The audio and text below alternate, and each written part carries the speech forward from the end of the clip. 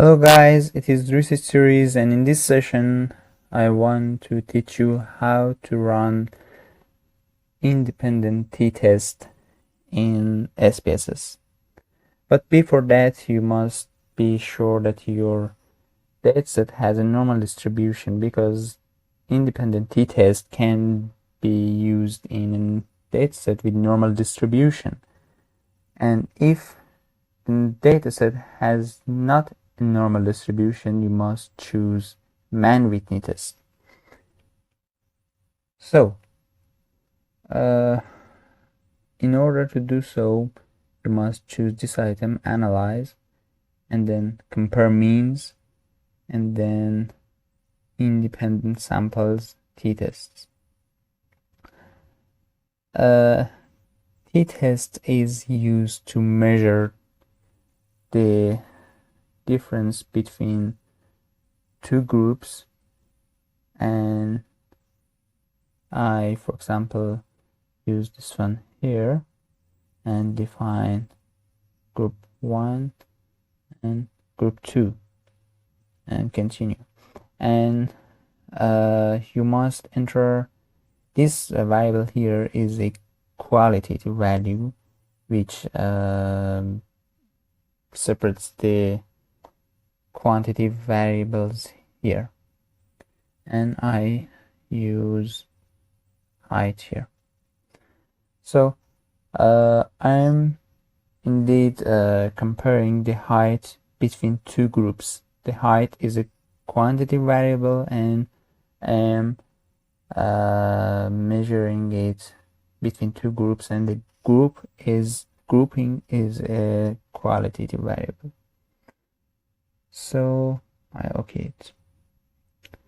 You have a table here, and it shows that the first group, for example, placebo, has 6 participants and drug A has 10 participants, and you have a p-value here from Levin's test.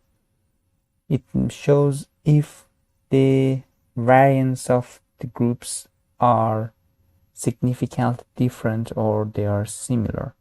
If this value, this p-value here, is less than 0.05, then you must consider this number here as the p-value for your t-tests. But if the value here is equal or more than 0.05, then you know that the variances are similar and they are not significantly different, so you can consider this p-value here as the p-value for your t-tests. So it is very important to know how to interpret the results, and if you don't know some in some situations, you will see these numbers are very near each other, but one of them is significant and another one is not significant. So it is very important to know which one of them must be considered to report in your article.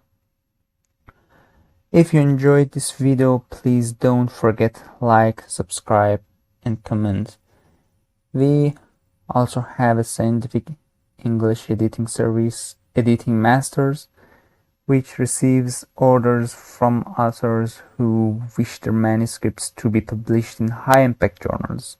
If you wish the same, you can send your manuscript to this email address for language editing. See you soon.